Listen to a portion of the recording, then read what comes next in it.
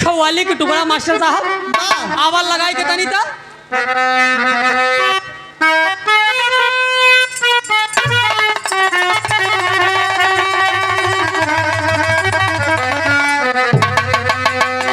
कि अरे काबे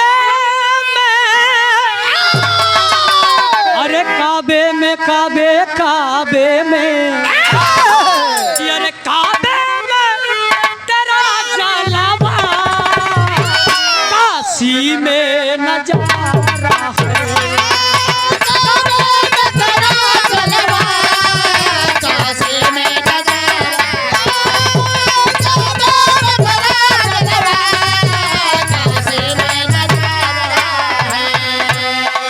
काबे में तेरा जलवा काशी में नजारा है। हमें ये भी तो प्यारा है, हमें वो भी तो प्यारा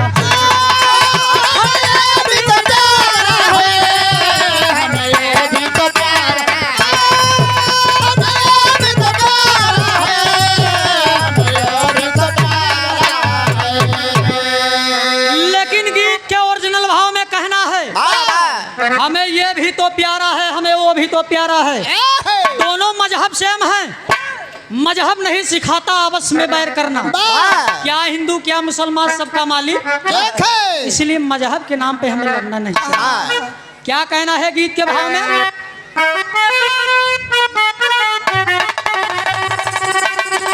यही कहना है कि अरे छप करके किताबों में इतिहास बनाएंगे।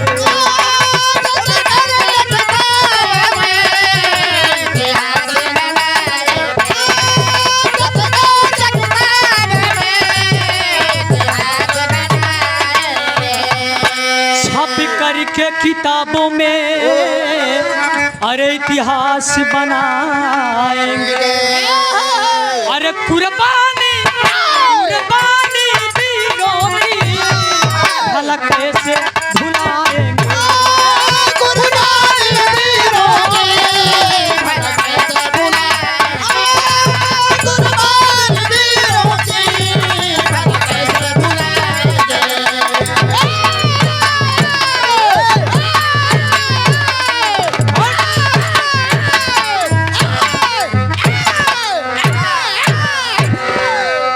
कुर्बानी वीरों की भला कैसे हम भुलाएंगे। गौर करेंगे, कहानी की शुरुआत है साथियों। छोड़ा अब कम समय में विरह खत्म करेंगे। ध्यान दा, दो भाई हैं साथियों। बड़े भाई का नाम भीम बताया गया है कि टंडन साहब, बड़े भाई का नाम भीम है, छोटे भाई का नाम जग्गा है। बताया ना कि खानदानी जो असर होते वो जात नहीं साला, मेन बात यही बात। दो भाई हैं, बड़े भाई का नाम भीम बताया गया, छोटे भाई का नाम जग्गा और एक बहन है जिसका नाम उर्मिला बताया गया साथियों। उर्मिला की शादी हो गई और बड़े भाई की भी शादी हो चुकी है। जग्गा छोटा है, तमाम घर का काम आज कर रहा है। बताया ना कि भीम की शादी हुई जब दुल्हन घरे में आई गई। आज धीरे धीरे दिन बीत रहा है। जग्गा छोटवार वही एक लड़का, हम यहाँ भी कहानी बताओ थी। देखा अहिराने में हम अहिरे खानदान की वीर गाथा हम सुनाऊ। यादव को लड़का एकदम ताव में भैंस चरावे चल दिया दोस्त। और आज जब भैंस चरावे चल दिया तो कर एक काम कर रहे जान था रमेश गुरु। काम यही रहा जौन लगेन भैंस रहे ना, जौन लगेन भैंस रहे वही छान के दूध छानी जाए। रस्सी एक लेहे रहा है, रस्सी लेहे रहा, जब भूख लागे तो वह गोड़ बनवाई करे। जब गोड़ बांधे तो वह धीरे शुरू कर ले आए। जब घरे वाले जब पूछे कहीं का हम मामला कुल गड़बड़ाई गया, कहीं बताओ इतना भैंस शरद खियावा पियावा जा, लेकिन ससुर दूध ही नहीं देते। एक दिन के बात रहा, 2 दिन 3 दिन सब 4 दिन बीता। जब रोड डेले की है हाल रहा, जब भूख लागे तो दूध कुल पी जाए हुई भैंसे चरावे। एक दिन शाम की बेला है साथियों, शाम की बेला है, घर पे अपने पहुंचा है। और जब अपने घर पे पहुंचा है तो घर में उसका बड़ा भाई नहीं, भीम नहीं है, काम धाम के लिए गांव में काम करने गया है, मेहनत मजदूरी कर रहा है, अपना परिवार चला रहा है, एक छोटा बेटा भी है। गौर करेंगे आज उनकर मलकिन घरे महीन। आज जब इधर भैंस चराई के आए, आज जब भैंस चराई के आए तो आज जब शाम की भैंस जब बन्हाने आज जब चूनी उनी चलावा गया, जब चूनी चलावा गवत ई भग चली भैंस लगाई भाई, जब भैंस दो चार दाई पानी डाले के बाद जब यार बाहर करत है, जब छाती हिलावत है, ससुर दूध है ये नहीं दो चार दैया, तब तो बुलाए लेकिन बगल कहीं तनी इधर चलावा आए जग्गा, तब तो भौजाई उनकर खिसियाई है, कहे देवर है, हम देवर की नहीं मानत है, लेकिन तू कपारे पे चढ़ा है। भौजाई आज खिसियाई गई, बुला लिया बगली, आज जब बुलाई है दूध तो निकलता ही नहीं छाती में से, डांट दिया। पास बुलाने के बाद डांट दिया कि तुम ये हमार तोहर देखा था यार 4-6 दिन ये बतावा दूधवा होत का, ये बतावा तोहन है ये हमारे खिल लड़किया बा, बतावा ये कापी। 2-4 मिनट बहादुर बैठा रहा, बात को सुनता रहा, लेकिन एक बात है मेरे दोस्त, बात कभू कभू करेजे में लगी है, कोनो कोनो बात ऐसा होत है, हंसी मजाक में ढेर बात कह ली जा, लेकिन जवन दिल पे बात लग गई तू लग गई। एक बात लग गई जग्गा को, आज उसकी भाभी माँ बोल दिया साफ शब्दों में कि तुम आज से घर नहीं रहोगे, आज से तुम घर में नहीं रहोगे, तुम्हारा रहना या ना रहना मेरे लिए बराबर है, जब तोरे रहे हमका कोनो मतलब ही नहीं, लड़कियां हमार वैसे मारत है, निकल जाओ इस घर से। गौर करेंगे शाम के वक्त में बड़का भैया भीम लाठी ले है, पगड़ी बांधे, जब घरे आए तो देखा तन मुहारी को खड़ा, मेहरारू से पूछा था इनके का बात बा, मेहरारू आज बताओ, जब बतावत कि 2-4 दिन का हाल जब बताए कई बतावा 1 दिन के बाद हो, 2 दिन के बाद हो, 3 दिन के बाद, ये बतावा रोज रोज का आदत बा। एक बात जानना, मेहरारू चढ़ाए में अच्छे आई जाते राहुल भाई, राजू भाई, मेहरारू चढ़ाए में अच्छे मर्द बदल गए, तुम्हें कैसे पता? अरे देखा तही ढेर गाँव में टहरत है ना, रमकलिया है जल्दी बदल गया तब खा जाना। अरे भौजाई का प्राइवेट तो है बगले के ओखा तो जाना थे, ध्यान दा। आज कह दिया 1 दिन की बात नहीं, 2 दिन की बात नहीं, 3-4 दिन से आपका भाई ऐसे ऐसे काम को कर रहा है, मेहरारू चढ़ाई दे राजा। गौर करेंगे आज मेहरारू चढ़ा दिया, और जब मेहरारू आज चढ़ा दिया तो बड़वार भाई हो के नाते बगले बोला ले कहे इधर आओ बे, लाठी तो लेहन रहा, एकदम हम आहिर बिरादरी वाली भाषा बतावत, बगले हमारे पूरा टोटल अहिरान बा, हम जानत है भाषा। राजू भाई नाराज न होया, बोलाए ले जब मेरा छोटवार भाई कहे इधर आओ बे तनी दे, हले बे कहाँ गए डबलू उस्ताद, कहाँ गए? अरे देखा कुछ और न ले ला गई, संभार के तनी कहीं इधर ले ही, ध्यान दा। बुला लिया जब अपने छोटवार भाई के बगले, अब बुलाए के बाद कहा तट, अबे ये बताओ जो हम बात सुना तो ये बात सही हटाई। छोटा भाई है, हाथ जोड़ के खड़ा है, गिड़गिड़ा रहा है कि भैया मैं आपका एक छोटा भाई हूँ। अरे भैया, अरे आप तो मेरे बड़े भाई हैं, मैं आपका छोटा भाई हूँ, क्या मेरा इतना भी कर्तव्य नहीं है कि जब मुझे भूख लगे तो मैं खाना खाऊं? आज आंखों में आंसू लेके आज छोटा भाई रो रहा है, बड़े भाई से कह रहा है कि भैया आप तो मेरे भाई है ना, बड़ा भाई पिता के समान होता है भैया, अरे बड़ा भाई पिता के समान होता है और भाभी माँ के समान होती है। मैंने आप सबको अपनी माँ और पिता को समझा है, क्या आप मुझे ये सिला दे रहे हैं? आज भी मावाक हो गया कि अबे इतना बता तू घर में रहेगा कि नहीं? अगर तो के घर में रह खोई जैसे हम कहा वैसे करे पड़े। जग्गा इतना ही बात कहा कि भैया मैं घर में रहूंगा जरूर, लेकिन हमको खाना चाहिए ना। भीम बोल रहा है कि तुझे आराम खोर खाना चाहिए, अरे निकल जा मेरे घर से। आज एक सगा भाई एक सगे भाई को घर से निकाल रहा है, जगतिया में कोई नहीं अपना। जगतिया में कोई नहीं अपना, कोई न कोई हो जगतिया में कोई नहीं अपना। यह दुनिया में चाहे सगा भाई हो चाहे जो हो क्यों न हो। आज एक बड़ा भाई छोटे भाई को निकाल रहा है ना, रो रहा है, रोते हुए कहता क्या है, विदेशिया के भाई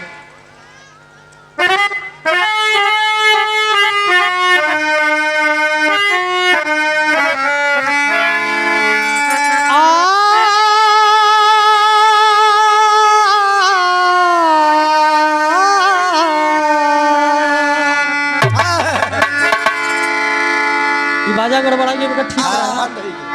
हेलो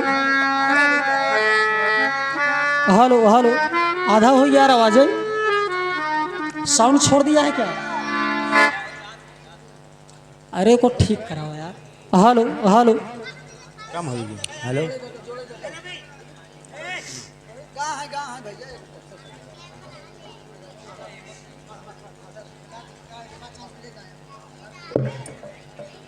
हेलो हेलो, आइए।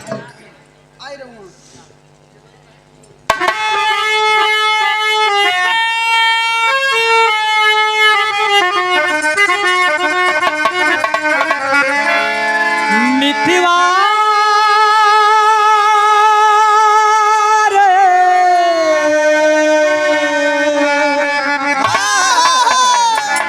मिथिवा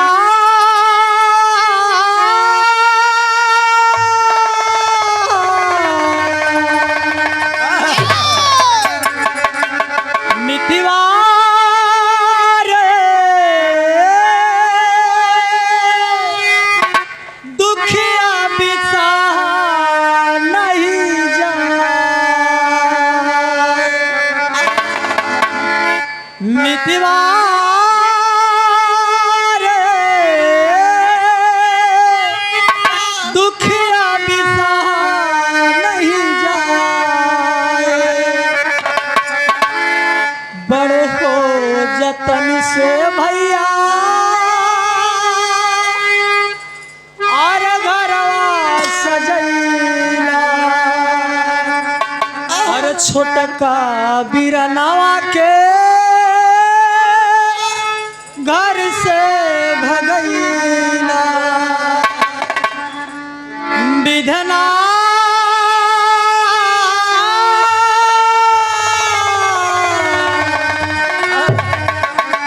विधना दुखिया बिसा नहीं जा।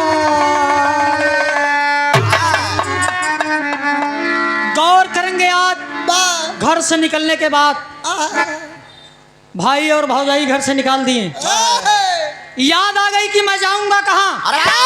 मन में विचार कर लिया कि एक मेरी सगी बहन है जिसका नाम उर्मिला है।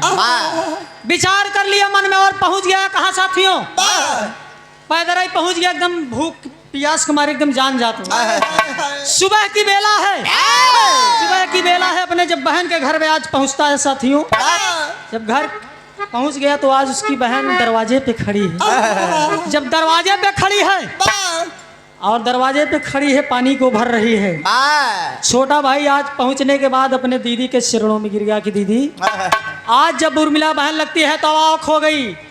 आए जग्गा, आखिर तुम यहाँ कैसे आ पहुंचे? सारी बात बताने लगा कि दीदी ऐसी ऐसी बात है। आज उर्मिला सोच रही है कि अगर तुम बिना बताए मेरे घर पे आए हो, अरे बिना बताए घर पे आए हो, अगर कल अगर भैया को ये बात मालूम चलेगी तो मेरे ऊपर क्या बीतेगी। चले जाओ यहाँ से। लेकिन गौर करेंगे, भूखा है प्यासा है एक दिन का, कह रहा है कि दीदी कुछ खाने को दे दो, दीदी दीदी कुछ खाने को दे दो, एक दिन से खाना नहीं खाया हूँ, भूखा हूँ दीदी। आज भाई रो रहा है लेकिन बहन गुस्से में लाल है कि नहीं मैं तुम्हें खाना नहीं दूंगी क्योंकि तुमने भैया के बगैर इजाजत के यहाँ पे आया। चले जाओ, हो सकता है जितनी जल्द चले जाओ यहाँ से। गौर करेंगे, आज भाई रो रहा है कि दीदी मैं तेरा भाई हूं ना, अरे इसी कलाई में तुम राखी बांधती थी, आज वही भाई भूखा है, तुझे एक रोटी नहीं दे रही हो, कैसी तुम बहन हो। आज रोने के बाद कह रहा है क्या? अरे कई दिल का भूखा दीदी मिलना भोजन।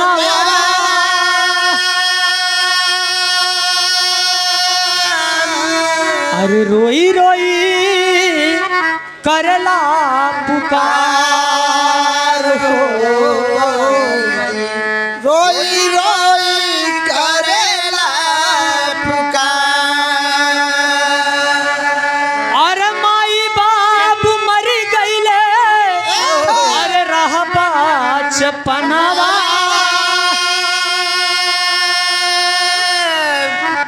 अरे कहे छोड़ी दे हमारो दुआर हो,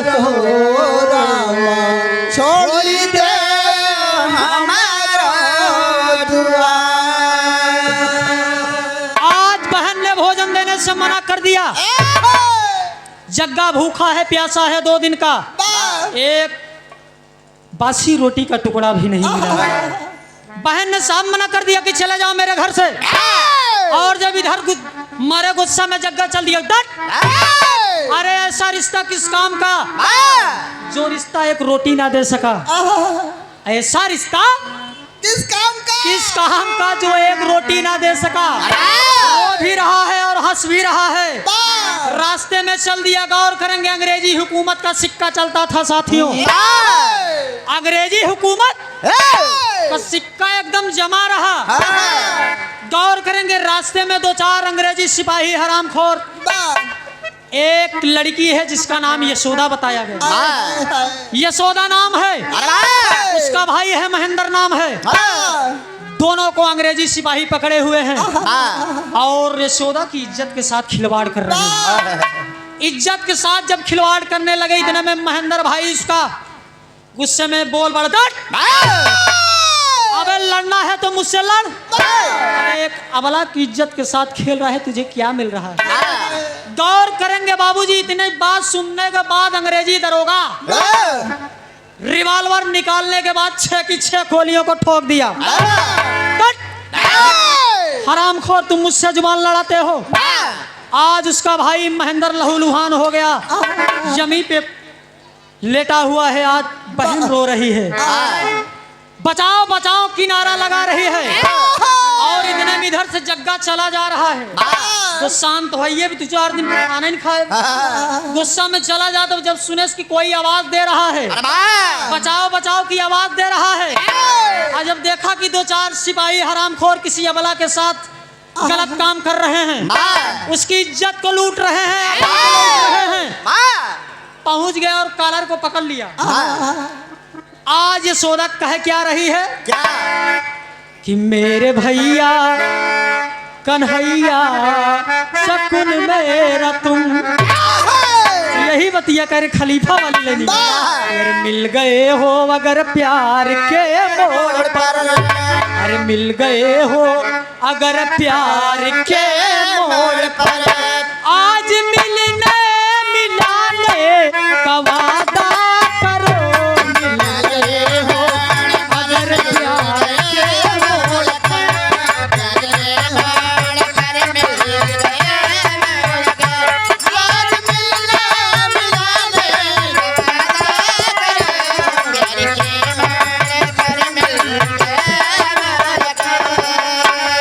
लेकिन आज जब आवाज को सुना है, शोर सुन के बहादुर चला है तुरंत, शोर सुन के बहादुर चला है तुरंत, शोर सुन के बहादुर चला है बधाई। हाल देखा लहू तब उमड़ने लगा, शोर सुन के बहादुर चला है बधाई, शोर सुन के बहादुर चला है बधाई। हाल देखा लहू तब उमड़ने लगा, शोर सुन के बहादुर चला है बधाई। गौर करेंगे, छोटी सी अवस्था है, पहलवानी शौक तो पहले से रहा जग्गा के, ललकार दिया और कॉलर पकड़ने के बाद बहादुर लड़ गया। और लड़ते लड़ते जब अंग्रेजी सिपाही देखा कि यह हरामखोर नहीं मानेगा, दो चार सिपाही पकड़े के बाद उठाए के पटक दिए। अबे तुम मुझसे लड़ रहे हो, साले तुम मुझसे लड़ रहे हो, तुम जानते नहीं हो कि मैं कौन हूँ। आज जग्गा जमीन पे गिरा पड़ा है। इतने में गांव के जाने माने मुखिया ठाकुर निर्मल जी, उनके साथ में करीम खान उस्ताद जी पहुंच जाते हैं। लग रहे हैं कि अगर मैं नहीं जाऊंगा तो साले मार डालेंगे बच्चे को। और जब पहुंच गए, गौर करेंगे आज अंग्रेजी सिपाही पटक दिए हैं जग्गा को। जमीन पर है आज करीम खान और ठाकुर निर्मल सिंह जी पहुंच गए, उठा लिया और बचा ली। ना ना ना, ये तो छोटा सा लड़का है। अरे आप ऐसे करवा, हाथ को जोड़ लिए। आज अंग्रेजी सिपाही कह रहे हैं कि तुम्हारी बात है, मैं छोड़ रहा हूँ इसे, तुम्हारी बात पे मैं छोड़ रहा हूँ। अगर आइंदा ये दोबारा कभी दिखा, इसे जान से मैं गोली मार दूंगा। लेके चले जाओ मेरी आंखों के सामने से। आज जब जग्गा के करीम खान लग चला गन, कहन कभी बताओ ती पहलवानिक शौकीन है काबे? काहे पहलवानिक शौकीन था, लेकिन कहूँ अवसर नहीं मिला, कहूँ मौका ही नहीं मिला। नहीं महू दो चार दांव मारी, मौका हेरा यही खाए पिए मिला नहीं, दूध माठा नहीं, तुम पहलवानित करवाई गए। करीम खान चचा कुश्ती के बड़ा शौकीन होकर गुरु रहे। आज ले जाने के बाद अपने अखाड़े में ज्वाइन करवा दिए कि तुम लड़ो, पहलवानी सीखो, मैं तुम्हारा खर्चा देखूं। आज जब चल दिया, आज करीम खान उस्ताद के जब अड्डे पे पहुंचा, एकदम जोर आजमा रहा है, जोर को आजमा रहा है। धीरे धीरे दिन बीत रहा है। गौर करेंगे, एक दिन की बात है। अरे एक दिन की बात है, एक अंग्रेजी पहलवान माउथ स्पेन तमाम हिंदुस्तान के पहलवानों को चैलेंज कर दिया। अरे है कोई वीर, है कोई वीर हिंदुस्तान में तो आके मुझसे पंजा मिला ले। खुली चुनौती को दे दिया। आज जब इतनी बात को जग्गा सुना, कहे कि मतलब कि हमारे रहतबे, ये हमारे रहतबे हरामखोर चुनौती को दे रहा है, अखाड़े में गदा को भाग रहा है। घबरा जिन तो आज चुनौती हम स्वीकार करो, तेरी के भाव में कहना है गुरुदेव।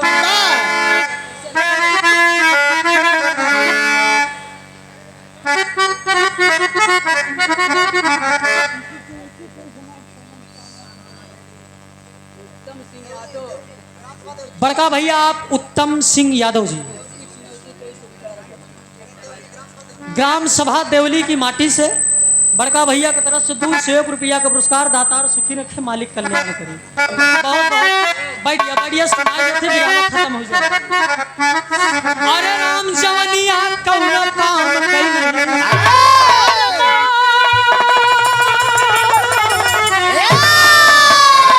अरे राम जवनिया कौनो काम कई नहीं। अरे जाई शान न जाई, जाई जिंदगी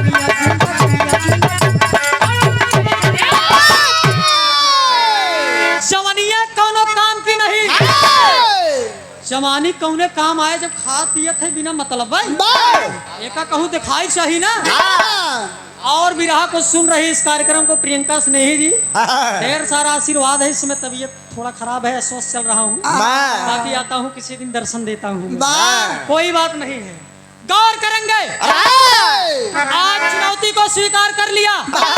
अंग्रेजी पहलवान चैलेंज दे दिया कि अगर हिंदुस्तान में कोई पहलवान है उसमें से आके पंजा मिला ले, मालूम चल जाएगा कि पहलवानी होता क्या है। इतनी बात को जब सुना, गौर करेंगे, आज बहादुर तैयार हो गया। जब तैयार हो गया, एक लाइन तर्जुमा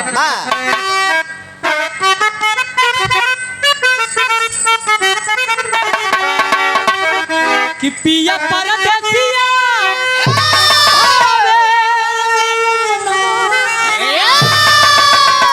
न भावे अंगनवा रे, पिया परदेसिया न भावे अंगनवा, पिया परदेसिया न भावे अंगनवा, पिया परदेसिया न भावे अंगनवा।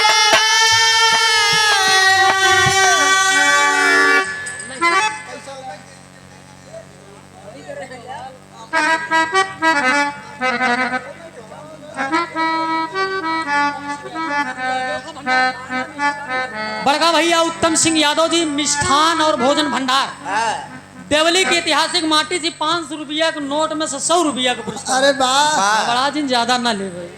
भैया के बहुत बहुत पहले है, प्रणाम है, आशीर्वाद की प्रतीक्षा है।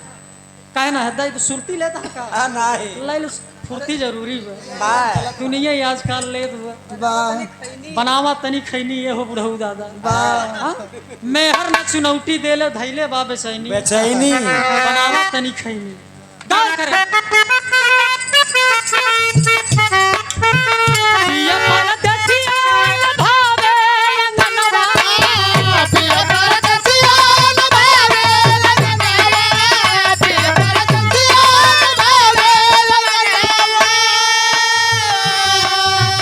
बिरही बनल बात जारी अरे मोरी उड़ी उड़ी जाले अचरिया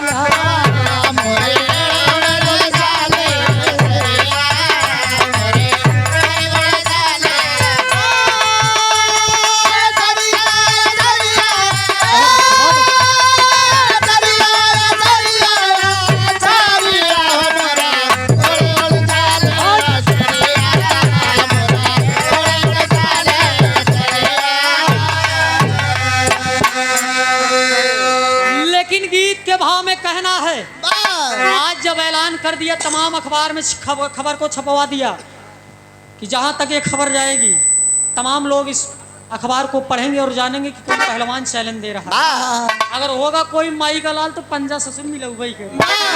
यही सोच के अखबार में आज छपवा दिया कि गोरा पहलवान हिंद लंदन में आया।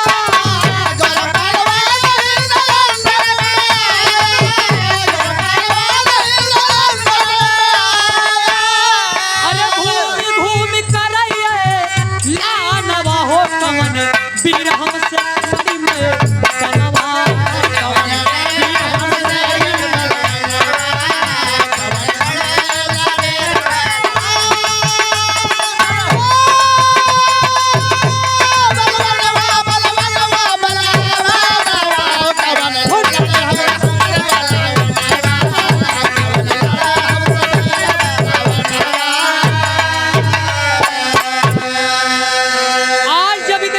सुना है। दोनों पहलवान आज मैदान में उतर चुके हैं। स्वीकार कर लिया पहलवानी कुश्ती कि तुम्हार चैलेंज हमको स्वीकार आज दोनों भी अखाड़े में पहुंच गए हैं। इधर से अंग्रेजी हरामखोर पहलवान माउस पेन और इधर से भारत का लाल जग्गा पहलवान। बड़का भैया आप उत्तम सिंह यादव जी देवली की माटी 51 रुपया का पुरस्कार पहले की प्रणाम आशीर्वाद की प्रतीक्षा बा। आप दोनों भी अखाड़े में पहुंच चुके हैं। पहुंचने के बाद अब तमाम सिपाही घेर के खड़े हुए हैं। अंग्रेजी सिपाही गन लेके तैयार हैं। तमाम हिंदुस्तान के भी लोग वहां पे जमा हो रहे हैं, एकत्रित हो रहे हैं। यहाँ दो वीरों का मुकाबला है और पहलवानी एकदम जोड़ तोड़ पे बा।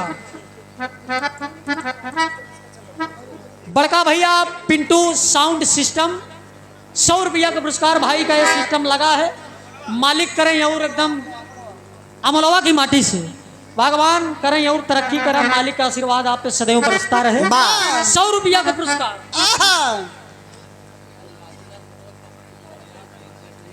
और हमारे हृदय के गार्जियन परम सम्मानित आप श्री पूर्णमासी लाल गुरु जी और श्री पप्पू मौर्य और बिरहा की बड़ी ही शानदार गायिका प्रियंका स्नेही जी के माध्यम से सादर 201 रुपए 500 दई के तब नहीं 501 रुपए ऑनलाइन पे किए हैं। आप सभी महान भाव के श्री चरणों में बहुत बहुत पहले की है प्रणाम है, आशीर्वाद की प्रतीक्षा है। गौर करेंगे दोनों वीर जूझ चुके हैं अखाड़े में। इधर से जग्गा एकदम तैयार है, एकदम बाजुओं को अपने हिला रहा है। उधर से माउथ हस्बैंड कहा कि तुम ढेर वीर देखे काली की लवंडी तू हमारे सामने ताकत दिखावत है।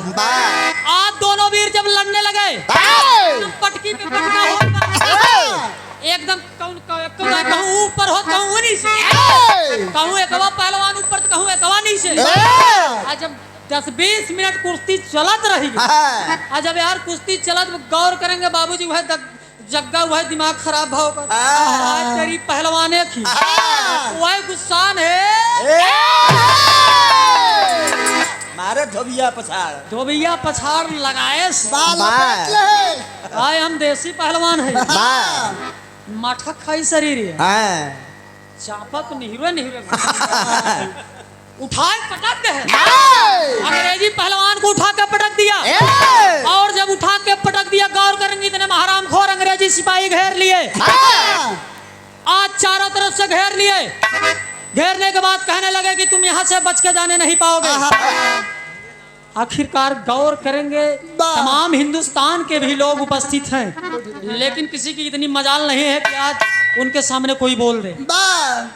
जग्गा को अरेस्ट कर लिए अंग्रेजी सिपाही आज जग्गा को जब पकड़ लिए साथियों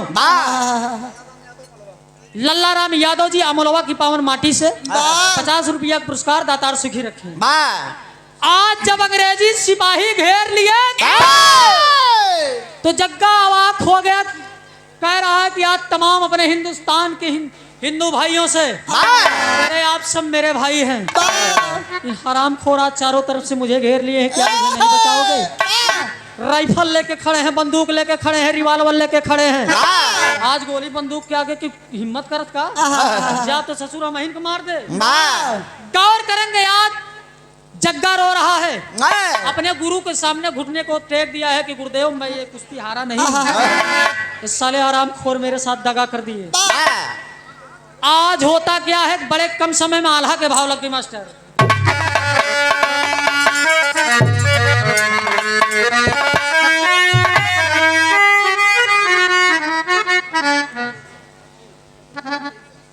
और परम सम्मानित आप श्रीमान प्रदुम कुमार जय साहब आपके कर कमलों द्वारा ये सादर 201 रुपए दे के सम्मान किया गया देवली की पावन सरजमी से बहुत बहुत आपके श्री चरणों में पहले ये प्रणाम है त्रुटियों के लिए क्षमा प्रार्थी हैं दोस्त आवाज पानी या कहूँ कहूँ गड़बड़ाई या कहूँ कहूँ बहुत सही हो जाए सब कुदरती देन है लगभग आज 1 महीने से तबीयत भी मेरी काफी खराब चल रही है 2-4 कार्यक्रम को मैंने स्वयं मना किया विजय गुरु ने काफी प्रेशर किया नहीं आपको गाना है लेकिन मैंने कहा नहीं मेरी तबीयत खराब हो गई आज ही कार्यक्रम अब राजू भाई के देने हम कहे चला गाय देव भाई लेकिन जवन लही तवन लही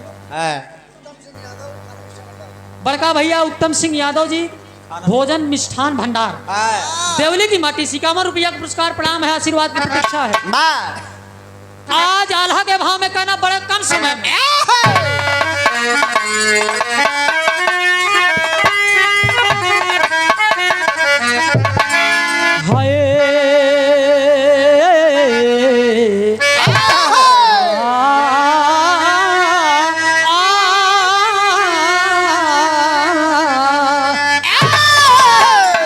जग्गा के डाल दिए अरे ले जा जेल खनवा बाबू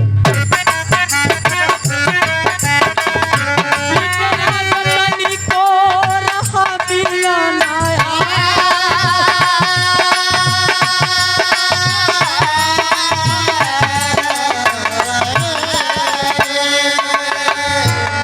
रहा जबरान कागज पे साइन करवले बाबू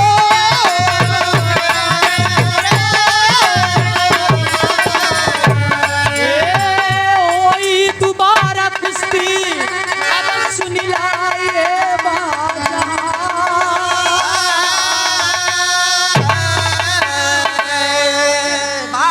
आज जग्गा को ले जाने के बाद जेल खाने में डाल दिए एक है टंडन साहब जब जेल में डाल दिए आज हरामखोर कोड़ों की बारिश कर रहे हैं इतना ही नहीं इसके तन से खून को निकाल लिए और जब खून को तन से निकाल लिए हैं शरीर एकदम खोखली हो गई है एक कोने बैठ गया है तमाम आज उसके गुरु करीम खां ठाकुर निर्मल सिंह जी आज जेल खाने में पहुंचते हैं अर्जी कर रहे हैं गुहार लगा रहे हैं कि साहब छोड़ दीजिए इसे अरे साहब इसे छोड़ दीजिए आइंदा ये ऐसा कभी नहीं करेगा मैं वचन दे रहा हूँ कि आइंदा आपके साथ कभी ऐसा नहीं करेगा, वाह कोई चुनौती को स्वीकार नहीं करेगा। लेकिन गौर करेंगे, अंग्रेजी सिपाही दरोगा कह रहा दट, एक शर्त पीछे मैं छोड़ूंगा, शर्त यही होगी मेरी, इसको कुश्ती दोबारा लड़ना पड़ेगा। और ये देखे प्रतापपुर वार्ड नंबर 3 से जिला पंचायत सदस्य राजेश यादव जी, पता नासिर पट्टी कोताएं, युवा भावी प्रत्याशी। बड़का भैया की तरफ से सादर 201 रुपया पुरस्कार। वार्ड नंबर 3 से भैया की तरफ से ढेर सारा आशीर्वाद, माया बहुत बहुत प्रणाम है, आशीर्वाद की प्रतीक्षा है। गौर करेंगे, आज अंग्रेजी दरोगा कह दिया कि मैं इसे एक शर्त पे छोड़ूंगा, शर्त वो ये होगी इसे दोबारा कुश्ती लड़ना पड़ेगा। ये जिस पहलवान को अखाड़े में हराया है उसी पहलवान से इसे दोबारा कुश्ती करना पड़ेगा, और ये उस कुश्ती में हार जाएगा। स्टाम्प पेपर पे साइन करना पड़ेगा कि ये कुश्ती लड़ेगा जरूर, लेकिन उस पहलवान से हार जाएगा। जिस पहलवान को ये पटका है उसी पहलवान से अगला दंगल इसे हारना पड़ेगा। करीम खान सोच रहे हैं कि ठीक है साहब, ये कुश्ती को हार जाएगा। आज गुरु के कहने पे साइन कर दिया जग्गा कि ठीक आप कह रहे हैं तो मैं साइन कर रहा हूँ कि कुश्ती हार जाऊंगा, लेकिन अपने मन में सोच रहा है, विचार कर रहा है कि हरामखोर मैं अपने जीवन में जब तक मेरे शरीर में जान है तब तक मैं लड़ता रहूंगा। बड़का भैया कन्हैया लाल गौड़ जी चक्की वाले, अमोलवा कला की ऐतिहासिक माटी से 100 रुपया का पुरस्कार, बहुत बहुत पहलगी है, प्रणाम है। आज स्टाम्प पेपर पे साइन करवाने के बाद जग्गा को आज दोबारा कुश्ती के दंगल में उतारा गया है। आज तमाम हिंदुस्तानी फिर एकत्रित हुए हैं, तमाम लोग जमा हुए हैं। एक बार तो पटक दिया है ये वीर, लेकिन तमाम लोगों को ये नहीं मालूम है कि जग्गा स्टाम्प पेपर पे साइन कर दिया है कि मैं कुश्ती हार जाऊंगा। माउथ स्पेन तैयार होकर जैसे ही मैदान में आया, अंग्रेजी पहलवान माउथ स्पेन आज अखाड़े में तैयार है बदला लेने के लिए। इधर से जग्गा भी एकदम शरीर का खून निकल गया है, शरीर में वो ताकत नहीं रह गई, फिर भी आज हाथ मिला लिया। अखाड़े में जाने के बाद हाथ को मिला लिया, और जब हाथ को मिला लिया तो खड़ी के भाव में कहा मास्टर साहब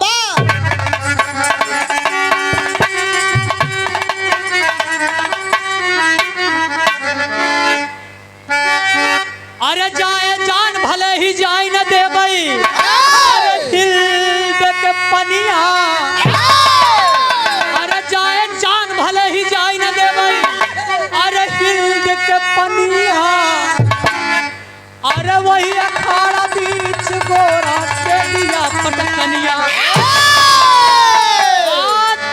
अखाड़े में लड़ गया, माउथ स्पेन पहलवान सोच रहा है ये पहलवान मुझसे हार जाएगा, ये तो स्टाम्प पेपर पे साइन किया है। आज जब अखाड़े में कुश्ती हो गई, आज शरीर तो कमजोर है जग्गा की, लेकिन हाथ मिला लिया, पंजे को मिला लिया, और जब पंजे को मिलाने के बाद अखाड़े में जूझ गया, और जूझने के बाद करता क्या है, यही बाकी शेर कितना उठा हो जाए, मरचा ससुर झुराई जाए लेकिन तिताई ऊपर ना जाए, समझा, आग मरचा झुराई के ऊपर तिताई खत्म हो जाए। इतना शरीर कमजोर हो, जब जहाँ वीरता आई जा तो वीर खून खौलिन जा। अखाड़े में हाथ मिला लिया, चाहे शरीर को खून निकला हो चाहे जवान, मस्कब तो आ जाओ, तो हाथ को मिला लिया जग्गा पहलवान। जब हाथ को मिला लिया, माउस पेन का हाथ पकड़ने के बाद लंगी मार से चार दांत खड़बड़ान, यार वहर लड़खड़ान, सोचा बच जा, लेकिन कहा तू हमसे बचबा, चढ़ के एकदम सीने पे चढ़ गया। और जब इधर जग्गा सीने पे चढ़ गया, गौर करेंगे बाबूजी, आप तमाम अंग्रेजी सिपाही अपनी रिवाल्वर को निकालने के बाद जग्गा के सीने पे तार तार तार तार तार गोलियों की बौछार कर दिए। आज जग्गा जमीन पे गिर गया है बाबू, तमाम उसका शरीर छलनी हो गया है। गोलियों की बौछार आज सीने से रोक रहा है बहादुर।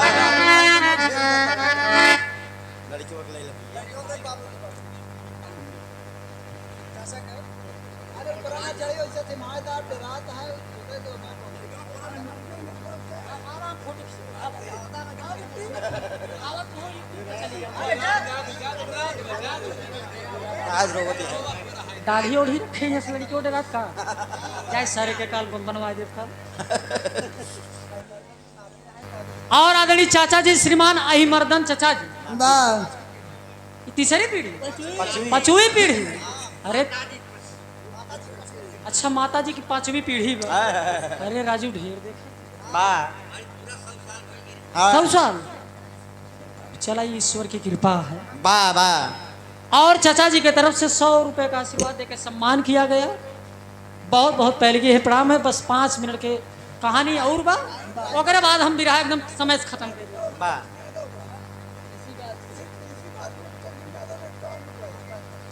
बड़का भैया उत्तम सिंह यादव जी देवली की माटी से यह बात हो वाह 51 रुपए का पुरस्कार बहुत बहुत प्रणाम है।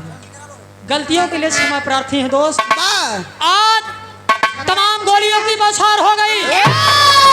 एक टंडन साहब आज गोलियों की जब बौछार हो गई बहादुर आज जमीन पे गिरा है। और जब जमीन पे गिरा है इतने में वाह उसका भाई भीम भीम भी उपस्थित है। अपने भाई की कुश्ती को देख रहा था छुप के। गौर करेंगे भाई की ममता ममता होती है। एक भाई कितना भी नालायक हो लेकिन भाई भाई होता है। आज भीम खड़ा है भीड़ में जब देख रहा है कि मेरे भाई की शरीर छलनी हो गई है। हराम खोरों ने गोलियों की बौछार से शरीर को छलनी कर दिया।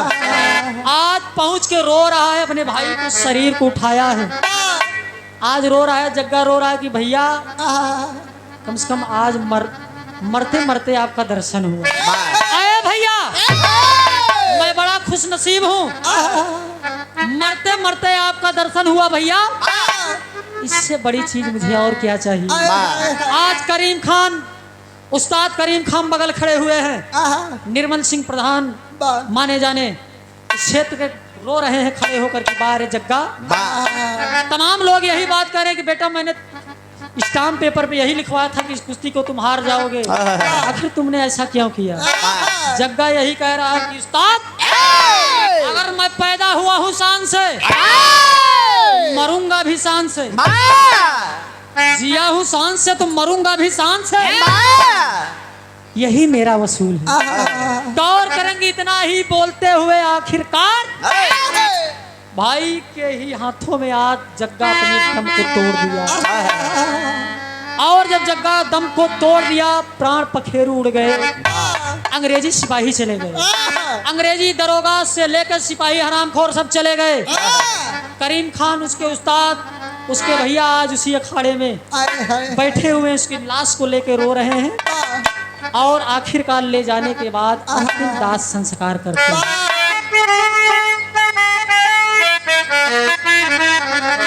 कितना टूटा हूँ कि छूने से। अरे इतना टूटा हूँ कि छूने से बिखर जाऊंगा। इतना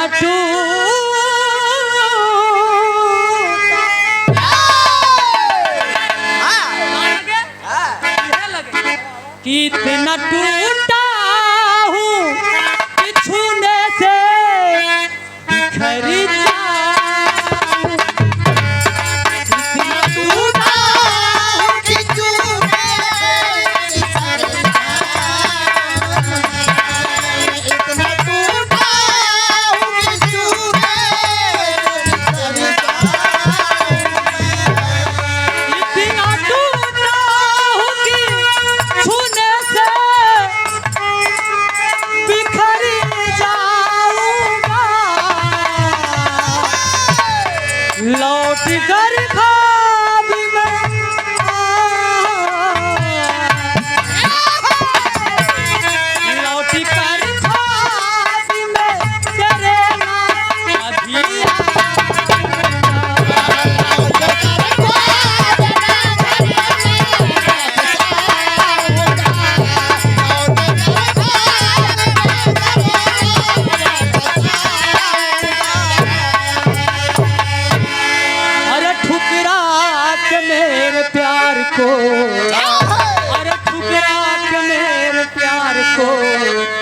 तुमने बुरा किया।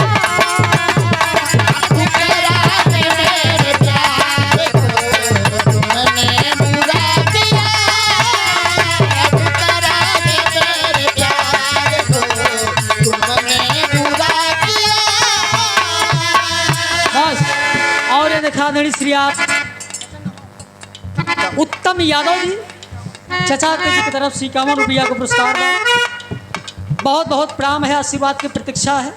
लगे यही अदा करें कि दूसरे को क्या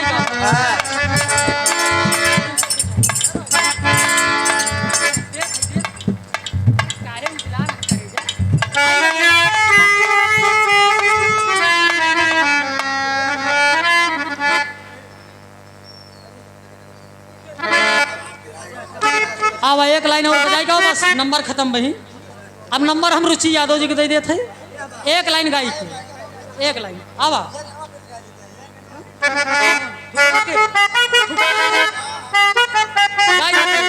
गावत है का लगावत है गुरुदेव। हाय हाय हाय रे कजरा लगवली, कहा रे विधिया सजवली।